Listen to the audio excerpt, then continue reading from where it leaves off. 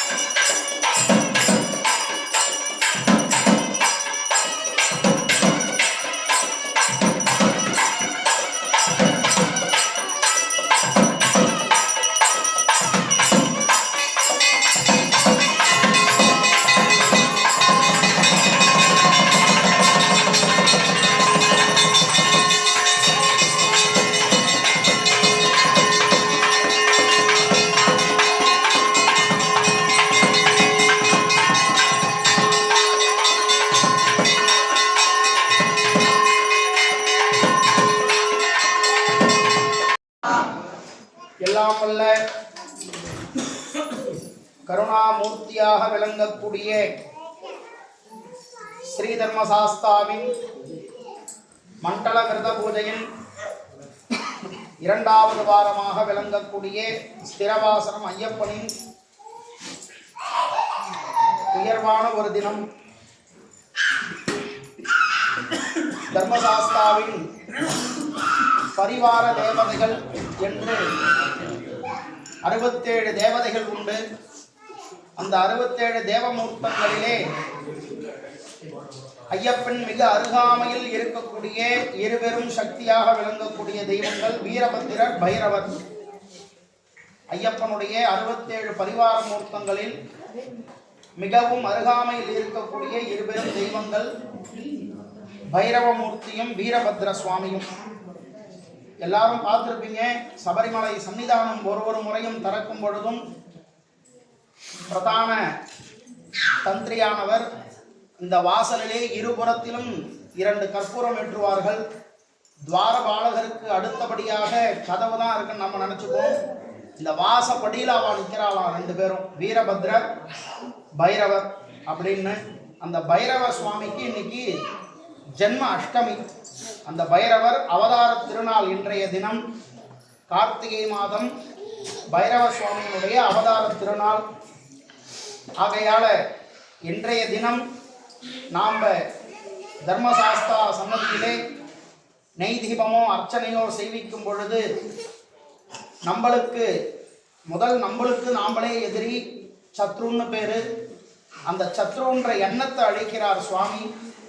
அது இல்லாமல் நம்மளுக்கே தெரிஞ்சு இவர் தான் எதிரி அப்படின்னா அந்த எதிரியை அழிக்க மாட்டார் சுவாமி.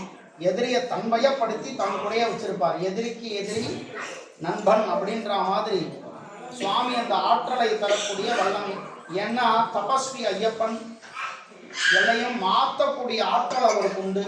மகாமாயா அப்படின்னு பேரு. இந்த மகாமாயை சக்திகளையே ஒடுக்கிய மாபெரும் தெய்வமானது தர்மசாஸ்தா.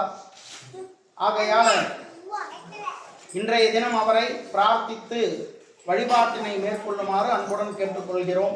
அடுத்தபடியாக நாளைய தினம் அஷ்டோத்திர கலசாபிஷேகம் என்று சொல்லக்கூடிய 108 கலசங்களிலே தர்மசாஸ்தாவினை பூஜை செய்வித்து யாகங்கள் நடத்தி அதன் மூலியமாக அவருக்கான அபிர்வாகங்களை சமர்ப்பணம் செய்வித்து காலையிலே தர்மசாஸ்தாவிற்கானது திரவியாபிஷேகம் முடிந்தவுடன் 108 கலசாபிஷேக வைபவம் நடைபெறும். அதனைத் தொடர்ந்து நாளை பகல் பூஜையிலே 18 திருப்படிக்கும் பூஜையானது நடைபெறும். ரத உற்சவம் இதே போன்று நடைபெறும். ஆகையால் சுவாமிமார்கள் அவசியம் அந்த அஷ்டோத்திர கலசாபிஷேகத்திலே கலந்து கொண்டு எல்லாம் வல்ல ஸ்ரீதர்மசாஸ்தாவின் அந்த 67 தேவ மூர்த்தங்களுக்கும் அதில் பூஜை நடக்கும். 67 பரிவார மூர்த்தம்னு சொன்னோம் இல்லையா, அந்த 67 பரிவார மூர்த்தங்களும் அதில் அடங்குவார்கள். ஒரு முறையும் 108 பொருட்களை கொண்டு இங்கே பூஜை நடக்குதுன்னா அந்த 67 பரிவார மூர்த்தங்களுக்கும் முதன்மையாக அவர்களுக்கு தான் பூஜை. ஐயப்பனை பொறுத்த வரைக்கும் இது சாதாரண நாளில் செய்ய முடியுமானா ஒரு சாத்தியக்கூறு இல்லாத ஒரு விஷயம். மண்டலத்தில் அது உயர்வை தரும். ஏன்னா அவெல்லாம் கூப்பிட வேணாம். மண்டலம் நம்மெல்லாம் எப்படி தயாராகிறோமோ அதுக்கு முன்னாடியே அவங்க தயாராகி வந்துடுவாங்க தர்மசாஸ்தாவின் கோவிலில். ஏன்னா தன் பக்தனுக்கு ஒரு பிரச்சனை அப்படின்னா முதன்மையாக ஓடி வந்து நிற்கக்கூடிய தெய்வம், ஏழை பங்காளனாக விளங்கக்கூடியவர் ஐயப்பன். ஆகையால நாளைய தினம் அந்த வைபவத்தினை கலந்து கொண்டு எல்லாம் வல்ல ஐயப்பனுடைய திருவருளை பெற்றுமாறு கேட்டுக்கொள்கிறோம். அதனைத் தொடர்ந்து அடுத்த சனிக்கிழமை 108 திருவிளக்கு பூஜையானது நடைபெறுகிறது. அஷ்டோத்திர தீப பூஜை வைபவம். நீங்கள் எல்லாரும் அந்த விளக்கை பார்த்து கவனிச்சிருக்கீங்களா? அந்த ஓம்னு போட்டிருக்கோம், அது மட்டும்தான் பார்த்துருப்பீங்கள்ல. அதில் என்ன எழுதியிருக்குன்னு கவனிச்சிருக்கீங்களா? ஓம்ன்ற அக்ஷரம் எழுதியிருக்கோம். அது எத்தனை எழுத்து இருக்குன்னு நின்றுருக்கீங்களா? யாராவது 54 அக்ஷரம் எழுதியிருக்கும்.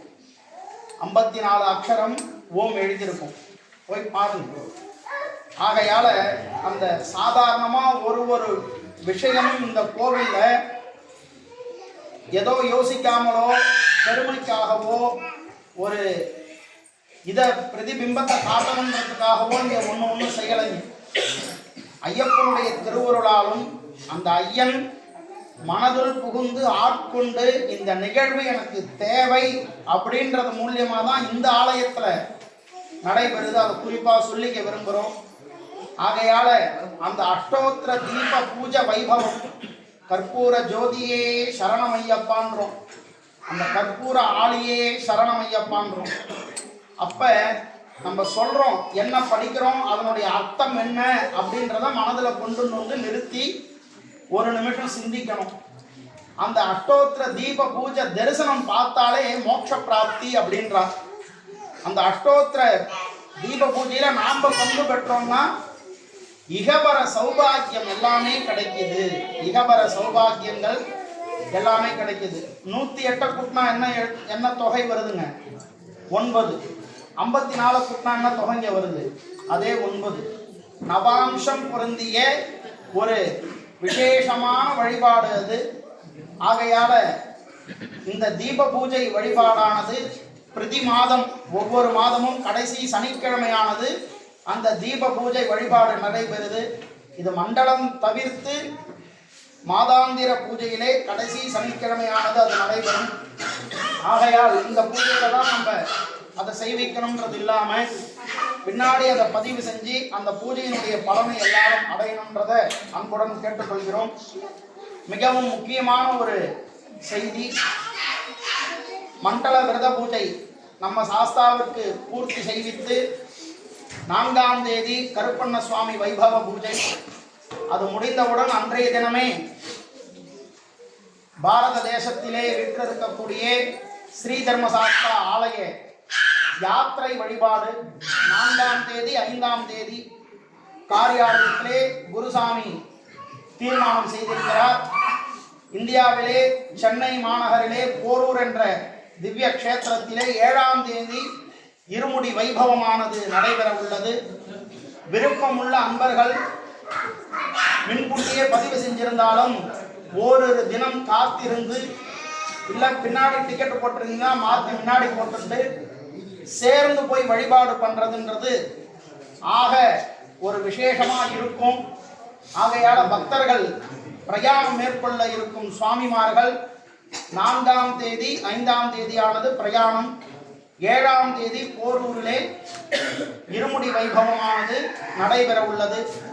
அதன் சார்ந்த சம்பந்தமாக குருசாமியிடமோ காரியாலயத்திலேயோ நீங்கள் கலந்து ஆலோசித்து முடிவினை எடுத்துக்கொண்டு தர்மசாஸ்தா தரிசனத்தை நல்ல விதமாக அனுபவிக்க வேண்டி கேட்டுக்கொள்கிறோம்.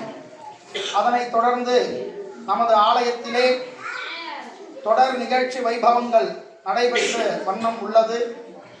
ஆகையால் வரக்கூடிய திங்கட்கிழமை நாளன்னைய தினம் ஐயப்பனுக்கு உரித்தான நட்சத்திரமான உத்திர நட்சத்திரம், சிவபெருமானுக்கு உரித்தான சோமவாரம், கார்த்திகை சோமவாரம் சிவபெருமானுக்கு விசேஷம். ஆகையால் அன்றைய தினமும் உங்களால் முடிந்த காலங்களிலே பகல் வேளையிலோ மாலை வேளையிலோ வந்து ஐயப்பனை தரிசனம் செய்வித்து ஐயப்பனுடைய திருவுருளை பெற்றுமாறு அன்புடன் கேட்டுக்கொள்கிறோம். மேற்படி நிகழ்ச்சிகள் அனைத்தும் சந்தாபிஷேகங்கள், கன்னிசாமி பூஜை வைபவம், இருமுடி வைபவம் எல்லாம் ஒரு வாரம் அடுத்த வாரத்தில் என்ன விசேஷம் என்று அடுத்த வாரம் செய்யக்கூடிய பூஜையிலேயே சொல்லி இந்த வைபவத்தினை தொடர் அனுபவத்தினை பெற்று எல்லாம் வல்ல ஸ்ரீதர்ம சாஸ்தாவின் திருவருளையும் பெற்று ஐயப்பனுடைய திருவருளுக்கு பாத்திரமாகும்படி கேட்டுக்கொள்கிறோம். ஓம் சுவாமியே.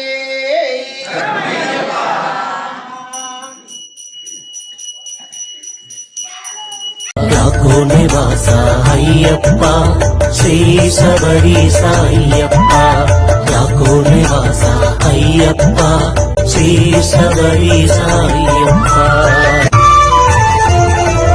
அடிக்கடி சொல்லும் திருநாமம் ஐயப்பன் திருநாமம், நாமும் அடிக்கடி சொன்னால் வாழ்வினிலே ஐயப்பன் அருள் கூடும்.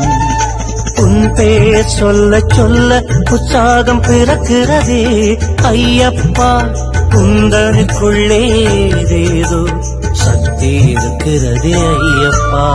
யாக்கோ நிவாசா ஐயப்பா ஸ்ரீ சபரீசா ஐயப்பா, யாக்கோ நிவாசா ஐயப்பா ஸ்ரீ சபரீசா.